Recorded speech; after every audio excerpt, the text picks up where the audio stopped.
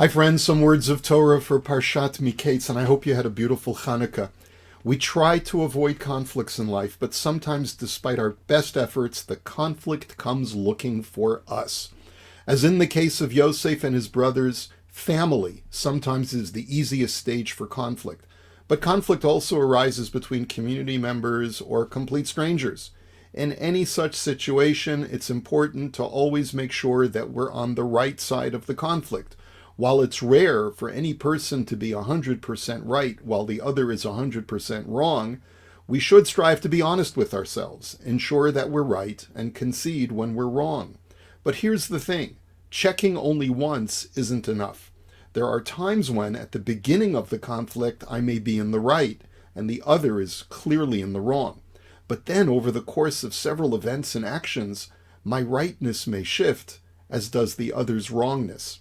When the brothers and Yosef began their conflict, Yosef was mostly in the wrong. The Torah tells us that Vayave Yosef et dibatam ra'a el avihem. Yosef tattletaled on his brothers to their father. According to the Midrash cited by Rashi, Yosef perceived that his brothers were eating non-kosher meat, were mistreating some of his brothers, and were fraternizing with foreign women. These were merely Yosef's perceptions because in reality his brothers were innocent. But Yosef chose to see the negativity in his brothers. As the Baal Shem Tov was fond of saying, every person's face is a mirror. Whatever we see in another is a reflection of what lies within us. If we see darkness in another, we should first check ourselves for darkness before condemning the other. At this immature age, Yosef had darkness within himself that caused him to see darkness in his brothers. Rav Avraham Weinberg of Slonim learned a very important lesson from this.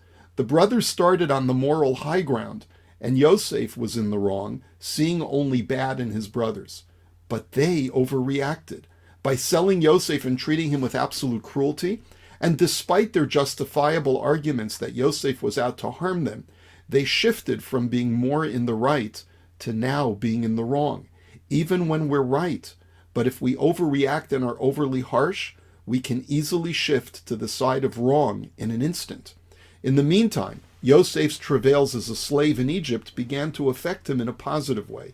He was humbled and saw true evil within the people of Egypt. Through this, he slowly realized that he was mistaken about his brothers. He learned how to see that his brothers were truly good after all. Through his experiences, he matured, became kinder and more generous of spirit, and learned how to see others in a more positive light. This is why by the time we find the brothers standing in front of Yosef in Egypt for the first time in 13 years, the Torah states, Vayaker Yosef et echav vehem lo hikiruhu. Yosef recognized his brothers, but they did not recognize him. The simple understanding is that the brothers simply couldn't recognize Yosef due to the passage of time. But the deeper meaning is that now Yosef had matured to recognize the goodness of his brothers. At the same time, the brothers, through their betrayal, had diminished in their status, whereas before they might have been able to recognize the goodness within a good man. Now that they had descended in their righteousness, they could no longer find goodness when looking at Yosef. The brothers had started off being the good guys, but through their overreaction ended up as the bad guys.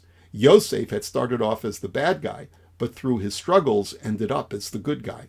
How often do we dig in our heels in a moment of conflict, convinced of the righteousness of our cause, only to later realize that due to the changing sands all around us, we've lost our righteous footing and have ended up in the wrong place.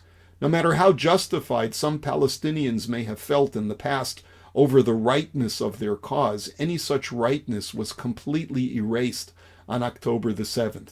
Let's remember, on a much smaller scale, that in our own personal conflicts, we should first try to resolve whatever we can, even when we feel we're in the right. If we don't, we run the risk of eventually ending up on the wrong side.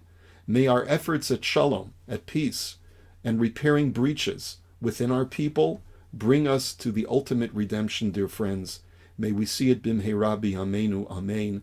Let's pray for a swift victory for Israel and true peace within our land, safety for all of our brethren.